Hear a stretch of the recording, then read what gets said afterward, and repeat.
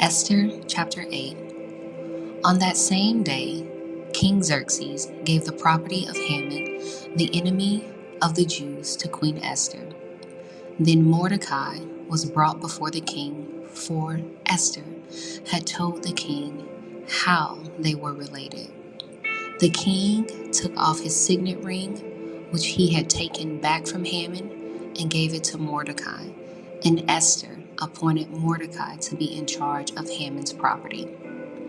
Then Esther went again before the king, falling down at his feet and begging him with tears to stop the evil plot devised by Haman the Agagite against the Jews.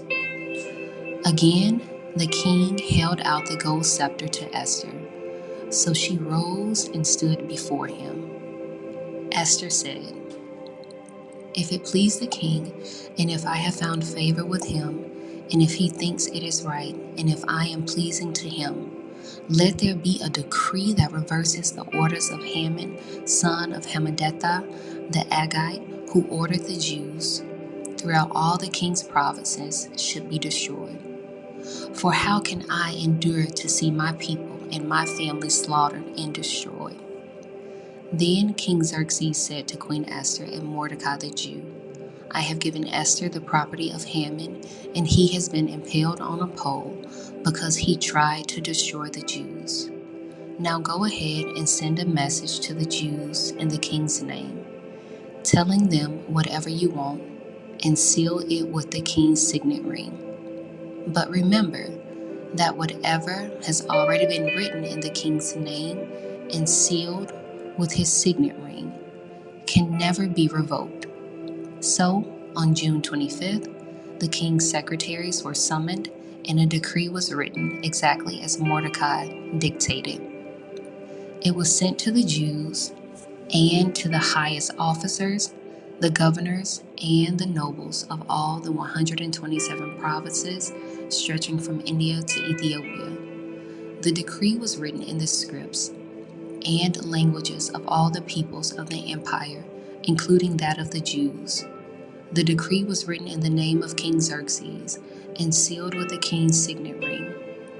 Mordecai sent the dispatches by swift messengers who rode fast horses, especially bred for the king's service.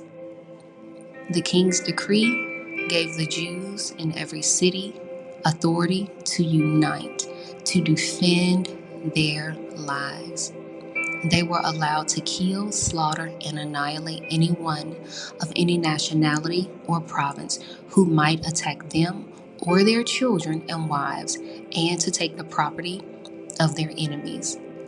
The day chosen for this event throughout all the provinces of King Xerxes was March 7th of the next year. A copy of this decree was to be issued as a law in every province and proclaimed to all peoples, so that the Jews would be ready to take revenge on their enemies on the appointed day. So, urged by the king's command, the messengers rode swiftly on fast horses, bred for the king's service. The same decree was also proclaimed in the fortress of Susa. Then Mordecai left the king's presence, wearing the royal robe of blue and white, the great crown of gold, and an outer cloak of fine linen and purple. And the people of Susa celebrated the new decree.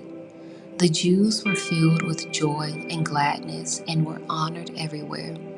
In every province and city, wherever the king's decree arrived, the Jews rejoiced and had a great celebration, and declared a public festival and holiday. And many of the people of the land became Jews themselves, for they feared what the Jews might do to them.